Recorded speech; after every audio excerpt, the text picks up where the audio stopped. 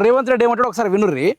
విద్యార్థులకు నా విజ్ఞప్తి, నా సూచన ఒక్కటే, మీ సోదరుడిగా, మీ రేవంత్ అన్నగా నర్సరీ నుంచి 12th క్లాస్ వరకు బెస్ట్ క్వాలిటీ ఎడ్యుకేషన్ నేర్చుకోండి, లాంగ్వేజెస్ నేర్చుకోండి, ఇంగ్లీష్ నేర్చుకోండి, జర్మనీ లాంగ్వేజ్ నేర్చుకోండి, జపనీస్ లాంగ్వేజ్ నేర్చుకోండి. ఈ ఫోకస్ మార్చండి. అమెరికాతో పాటు జర్మనీ, జపాన్, సౌత్ కొరియా లాంటి దేశాలలో ఈ రోజు మనకు లక్షలాది ఉద్యోగ ఉపాధి అవకాశాలు ఉన్నాయి. దానికోసం సంసిద్ధులు కండి. మీకు జర్మనీ, జపానీస్, కొరియన్ లాంగ్వేజ్ నేర్పించడానికి మన ప్రభుత్వం సంపూర్ణంగా ప్రయత్నం చేస్తుంది. సరే, వాళ్ళు జపాన్ లాంగ్వేజ్ నేర్చుకుంటారు, ఎవరినో బొకడా కానీ పట్టుకుని నేర్చుకుందాం అనుకుందాం. పై చదువులు చదవడానికి క్యాష్ ఇన్కమ్ ఇస్తుర్రా?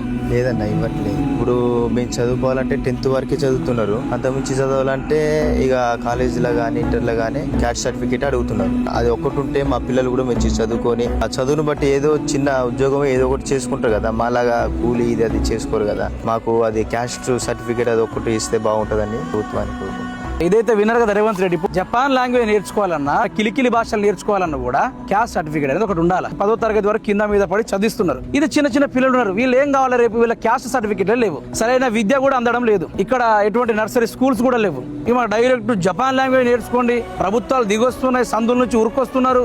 ఇయ్య రేవంత్ రెడ్డి చెప్పాల్సింది. అంత దూరం నుంచి ఉరుక్కుంటూ వచ్చినావు. ఓ 10 నిమిషాలు నిలబడి ఏమేమి సమస్యలు ఉన్నాయి, గత ప్రభుత్వంలో కానీ కూడా నేను చేస్తా అని చెప్పేసి ఒక సంతకాలు పెట్టి ఇలాంటి ప్రాబ్లమ్స్ మీద పరిశీలన చేస్తే ఏమైందో 10 నిమిషాలు ఆగమేఘాల మీద ఉరుకొచ్చిండు, మళ్ళీ ఉరికిపోయిండు. Japan language నేర్చుకుందామా? ఇప్పుడు వీళ్ళకు 10వ తరగతి వరకు వీళ్ళు చదువుకుంటారు. మంగపేటలో వీళ్ళకి ఇందిరమ్మ ఇండ్లు కూడా ఇవ్వట్లేదట, బెదిరిస్తున్నారట. ఎక్కడి నుంచి వచ్చారు మీరు, ఏముంది మీకు అని చెప్పేసి బెదిరిస్తా ఉన్నారట. రేపు వీళ్ళకు ఒక విప్లవ చెగువేర లెక్క అయింది అనుకోండి, రేపు వీళ్ళ దారేటు ప్రతి నియోజకవర్గాలు మీకంటూ బంగ్లా ఉండాలి, ప్రతి నియోజకవర్గంలో మీకంటూ ఫామ్ హౌస్ ఉండాలి. కానీ వీళ్ళకి మాత్రం ఇందిరమ్మ ఇండ్లు రావద్దు, క్యాష్ ఇన్కమ్ రావద్దు, వీళ్ళ బతుకులు మారొద్దు. ఇదేందయ్యా అని నేను అడిగితే, ఈయన బీఆర్ఎస్ వాడు కదా అంటాడు ఒకడు వచ్చి. వాడు చక్కగా చదువుకున్నాడో చదువుకోలేదు, వానికి పదవులు ఇచ్చారు, చైర్మన్ పదవులు, అటు పెద్ద పెద్ద పదవులు. వాళ్ళు ఛత్తీస్గఢ్ నుంచి వచ్చిర్రు, ఇదంతా ఫారెస్ట్ ల్యాండ్ అంటే. సరే, వీళ్ళు ఆ నుంచే వచ్చిర్రు అనుకుందాం. వచ్చినప్పుడు వీళ్ళని ఉంచింది ఎవరు? వాళ్ళకి ఓటర్ రైట్ ఇచ్చింది ఎవరు?